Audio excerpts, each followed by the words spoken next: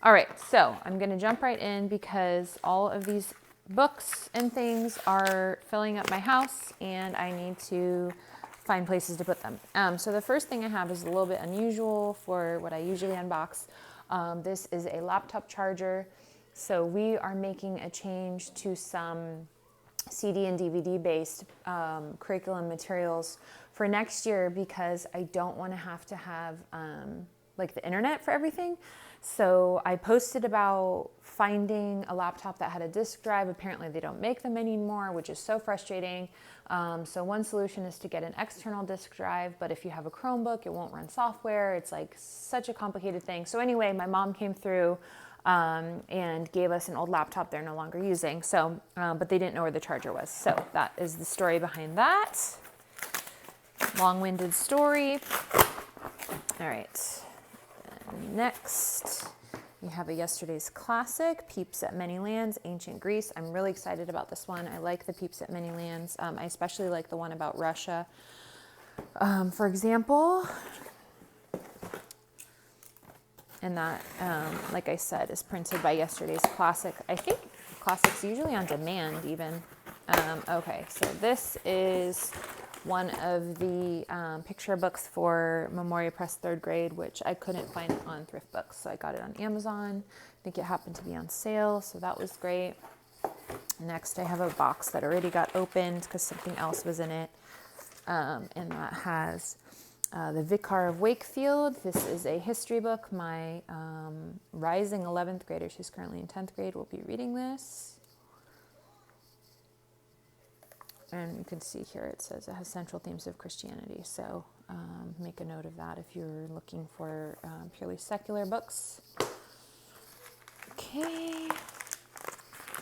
And I was not planning on unboxing today, but the timing was good and I really need to consolidate this stuff and get it organized and sorted by kids. So there we have it. Okay, so we have Othello. So I now have 2 copies of this, one for each high schooler. This is the Dover Thrift edition. Then we have this book, which is a biography. Here's the description. Converted to Christianity. Interesting. So it's about a saint. Kind of not the usual sort of story I would do. So I might end up pre-reading this, but I could tell by the cover. I'm not sure who the publisher is, but they make these Christian type of stories. I got it because I thought it would be an interesting biography, but I may look for an own story. Anyway, there's that. A C.S. Lewis book. And these are all, oh, interesting. Myth of Cupid and Psyche rediscovered. How ironic, considering the other book I got. I think this one's for my younger kids, and then these are both for my 11th grader. Will be 11th grader. We have this book. I think this may be an Alvieri book. I'm not sure. I'm not sure what list this is from, but I thought it sounded interesting. Historical fiction. I think that's possibly high school, possibly Form 3. I don't know. I don't even know who it's from, but I thought it looked interesting when I ordered it. Reb and the Redcoats. This is for either Form 2 or 3 for our American Revolutionary Studies. Thought that looked interesting. Great.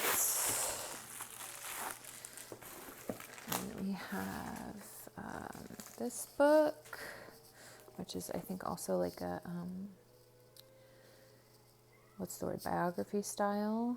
So I'm usually reluctant to get books that focus on this sort of narrative. I prefer to focus not on that perspective, like, oh, I don't know how to put it so that it makes sense, but I try and focus on like positive and uplifting stories rather than ones about oppression, but like also including oppression.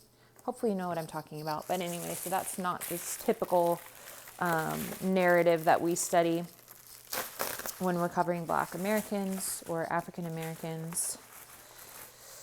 All right, next we have Washington Irving sketchbook. Let's see.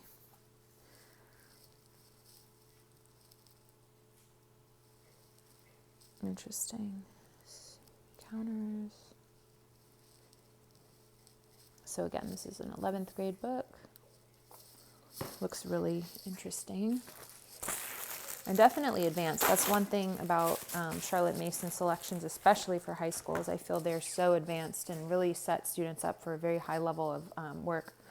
All right, Casey at the Bat. This is another one of the Memory Press 3rd grade picture books, which I did not have. I don't know if this is the version they recommend, but I got this one because of the illustrator. And I don't remember what else she illustrated, but it sounds really familiar. So I thought that would work well for us. All right. And some of the high school books that I've showed you, I may have my 12th grader read. I'm not sure. I've got another American Revolution book. And we haven't really done American history,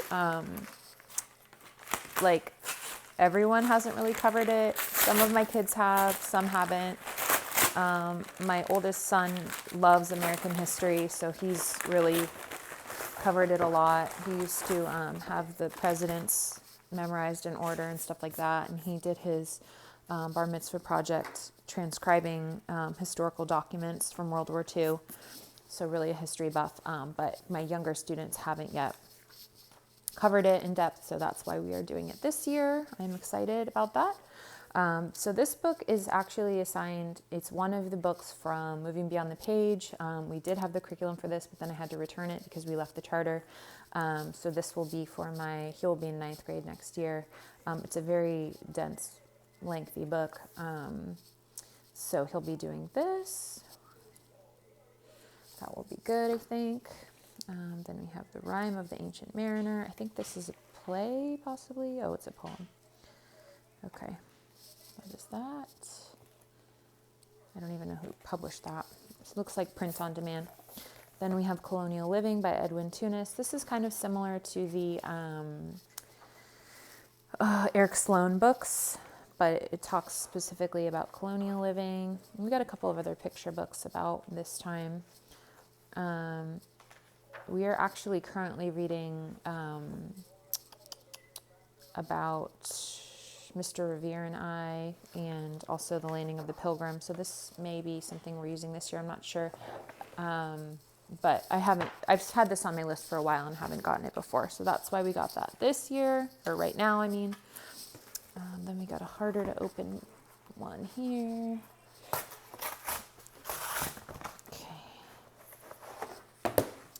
Songs of Innocence and Experience, The Marriage of Heaven and Hell by William Blake.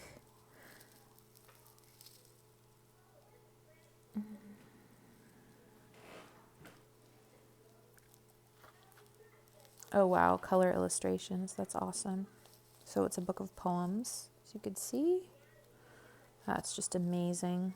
I think we're about to read William Blake's in our picture books for 2nd grade.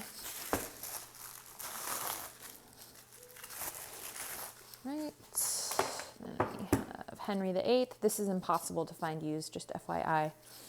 I don't know why, it's so interesting. And so you could see this is I don't know who the publisher is, Folger. It has like the definition side by side. These are my favorite kind of Shakespeare versions to get, because it has kind of like the translation of what it means on the left side.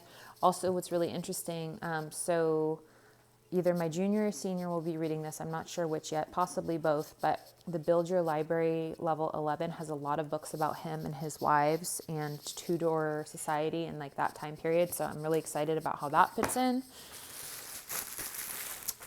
And then we have, this is physics. So this one I'm actually going to have to be returning. This is the high school lab manual for physics.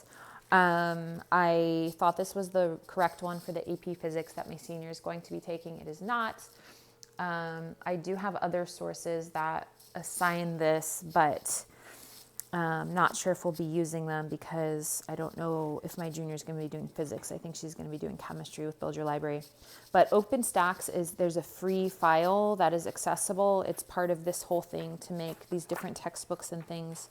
I may actually just keep this. I don't think it was too expensive. It was like $25. But as you can see, this is literally like a lab book for physics. So I still need the textbook for the AP Physics, which has the same style of writing on the front.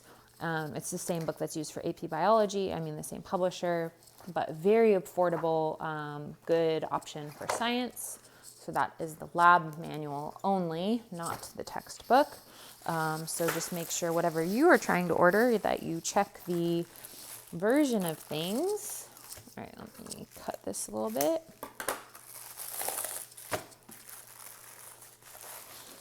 Okay, this is the spring of the year. I'm really excited about these for nature study. They just look so beautiful. And this is printed by Yesterday's Classics, right? Here's the back. Let's look at the table of contents. So darling. I'm so excited about this.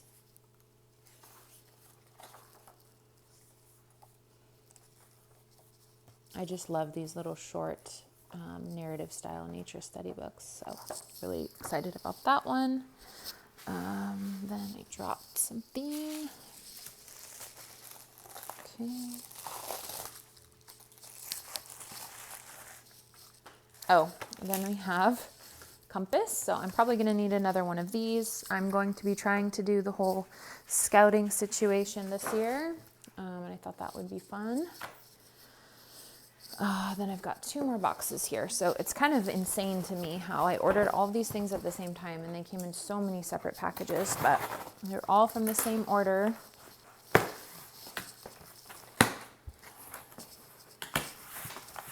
Okay, I'm almost done. So we have As You Like It by Shakespeare, again, a Dover version. Phyllis Wheatley, The Complete Writings. There's also a book by Beautiful Feet for younger ages, which we have. It's part of the supplemental book set for Revolutionary Period of American History, so we'll probably be doing that. Then The Listener's Guide to Music, also from Yesterday's Classics. We have Basho, really excited about this. I think Christophorus also recommends reading his, I think poems, but yeah, haiku poems. He's like one of the most well-known authors of haiku poems. All right, then we have Euripides, 10 Plays. This is a big box, Last of the Mohicans. And so most of this is for my junior, if you're wondering who this is for. I cannot keep her in the books. We're reading Coriolanus. If you are a young adult dystopian fiction reader, you may have read The Hunger Games, and you know that Coriolanus Snow is the president of Panem. Did you know that the author of The Hunger Games, Suzanne Collins, based Coriolanus Snow on the actual Coriolanus and his actions during one of the famines or the peasant uprisings? I don't remember exactly what the context was, but it is based on him, as are people like Sejanus and others. Anyway, so I was so excited when I learned of that. And the other references to Roman culture, which if you are raising your, or educating your student with Charlotte Mason or classical, or even Waldorf, because they also cover Romans and Greeks, they will know these things. So that's really cool.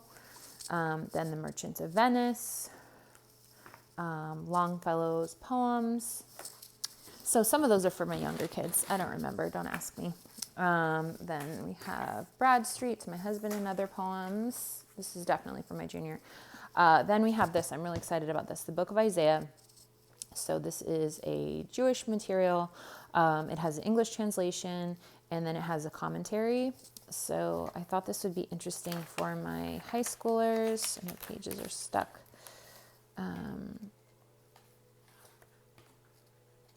So here you have the Hebrew on the right, and you may be wondering why it opens this way. That is because in Hebrew we read left to right, whereas in English we read right to left. So let's see.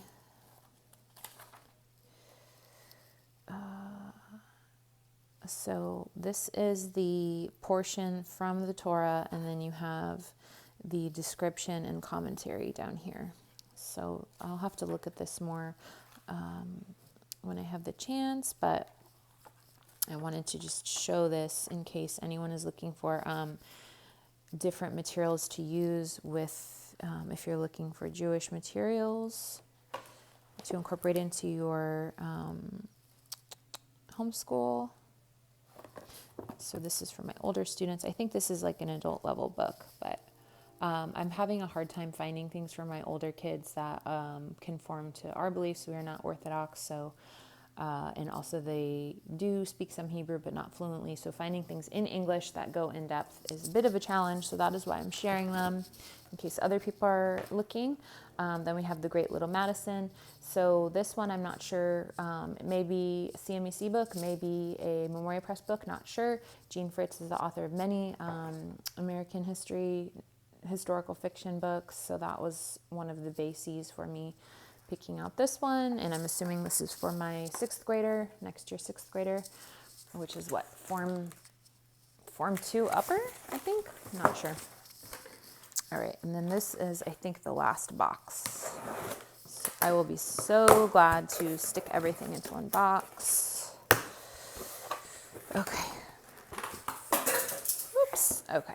So this is a Torah commentary for our times. Same reasoning I was just saying about the book of Isaiah. And I don't think these are related, even though they're both pink. So I got these two different versions to have my students use, or no, sorry, one's book of Isaiah and this one is Exodus and Leviticus, so not relevant. And I do have another book on Exodus coming, but it's not here, so that will have to be a separate video. So if you're unfamiliar with Judaism, the way that services work is we have a weekly selection from the Torah each week. So parashat means selection, and then this is the name of that section. So Exodus 1:1 to 6:1 is called Shemot, and that means something in Hebrew.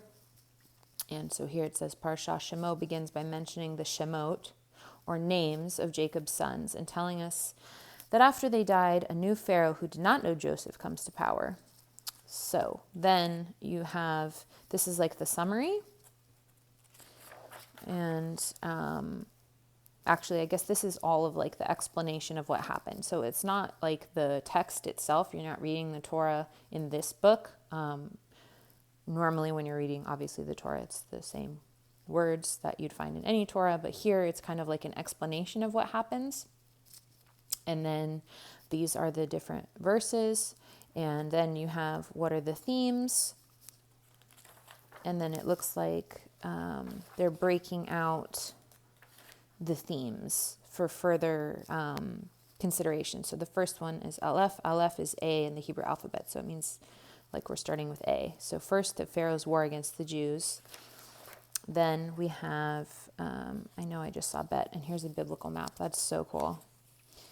Then you have different discussion by different rabbis. So this is exactly what I was looking for when I got this book. This is kind of more granular. What I was looking for was more of this like overview of themes. So then we have Perek Bet, which is the second part. When is civil disobedience justified? This is exactly what I was wanting for my students. So I will be having them read this. I will be ordering a second copy.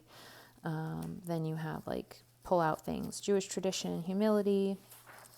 So that whole thing, which is, so this is 17, and this starts on page 7. So you've got 10 pages for the week. So that is exactly what I wanted. This is really great. Very happy about this. And let's look on the back. Here's the description. So this is volume 2. And this is from the CCAR Press, Central Conference of American Rabbis. This is an excellent resource. If you've seen my prior videos about like the Job book, that was kind of similar to this one. But this one is for Exodus and then obviously Leviticus. So really, really happy about this one. All right. And let me know if you guys want me to link things down below. I try not to link too much because the point of my videos is not to try and sell you stuff. But sometimes it can be really hard to find. So then we have Mornings in Florence. Okay, so this I'm assuming is like an artist study book, not sure. Pierre Toussaint. This is again a biography.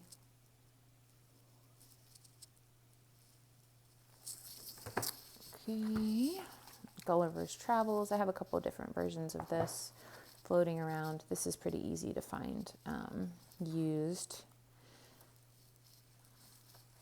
But I'm a sucker for yesterday's classics, so.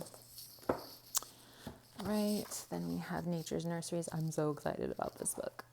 Okay, let's look at the contents. Oh, babies.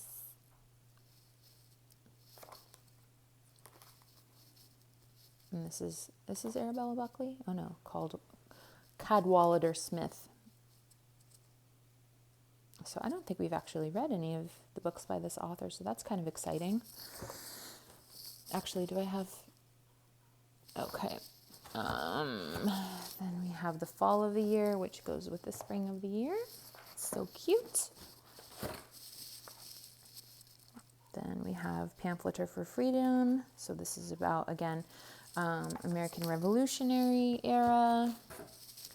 Then Padre Kino. So this is probably like a Christian type of biography. So I may or may not include this. All of the biographies I have so far have a Christian bent. So we'll have to see if that's going to work or not. And we've got Winter. This I think might be for this year. I'm not sure. Then Builders of Our Country, book 2. So I actually have 2 copies of this one now. So I'll have to figure out what I'm going to do. Whoops. Yeah. Oh, no. Yeah. Builders of Our Country, 2. I accidentally bought 2 copies. Not surprising because we haven't been using things faithfully to not know what we have. And then the last book is The World of William Penn. So this is a Genevieve Foster book. It's kind of interesting. This is the same as like is it Julius Caesar or Augustus Caesar? I think Augustus Caesar. What was going on in the rest of the world during that time. Or there's Abraham Lincoln, The World of Abraham Lincoln. So this is William Penn. I'm really excited about this one because I really personally like these books. So it talks about what was going on in the rest of the world during that person's time. And actually there's a publisher who is now working to bring other Genevieve Foster books back into print. They're working with the family, so that's really exciting. This one was hard to find as well. I ended up having to get it full price, brand new, but you could probably find this used like on thrift books or occasionally like in a thrift store, things like that. That is the last of my book haul for today. Thank you guys for watching. I'm so excited about this upcoming year. As you can see, we are a very book-rich family. This is a big part of our homeschooling and learning environment. I recently wrote 2 blog posts, one about how to have a academically rigorous large family homeschool, and one about how I choose curriculum and other materials. So if you want either of those, you can check out my blog, ddchomeschool.com, or feel free to ask me for a link. I'll put in the comments. But yeah, that's the stuff we have coming up. And I may have 1 or 2 other small little hauls, but that is pretty much the bulk of the things that I don't already have. A lot of things I am reusing from prior years, like we're doing a lot of Memoria Press student literature guides for my high schoolers. We are doing Memoria Press Modern Biology for my 9th grader.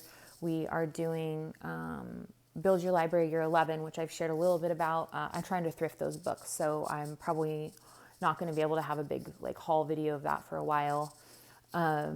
And that involves an online chemistry through ck12.org, which is a completely free, comprehensive chemistry open source curriculum. I have covered that before in my 3 secular high school chemistry levels. So if you want that video, either look on the channel or I can put that in the description below. And then also for my 9th grader, we're doing Bookshark American History, possibly a second year of history from Beautiful Feet. of medieval times because he's covered a lot of American history and he really needs to do world. And then my oldest will be doing Memoria Press's U.S. history, which I shared in my Memoria Pex video. And then what else? My 6th grader will be doing Bookshark, which we already have, and I've had 2 or 3 students complete level H, which is world history 1 of 2. He will also be doing Bookshark science level G. Oh wait, so he'll be doing world history level G actually. Is that right? Yeah, level G. Sorry, I'm thinking out loud. I'm gonna have to go pull those books because I got level H out. What is level G? Is that American history? Must be. Okay. Anyway, that's something I need to go think about. And then my 3rd grader will be doing Memoria Press, as I shared in my 3rd grade thrift books haul / Memoria Picks. So that is everything. Thank you for watching. Sorry for this little tangent at the end, but I know there have been some questions about, am I going to have grade level specific videos? The answer is yes. However, I still have a lot of organization to do and getting things in order clearly. So I'm not sure when that will be coming out. But thank you guys for watching this video, and see you in the next one.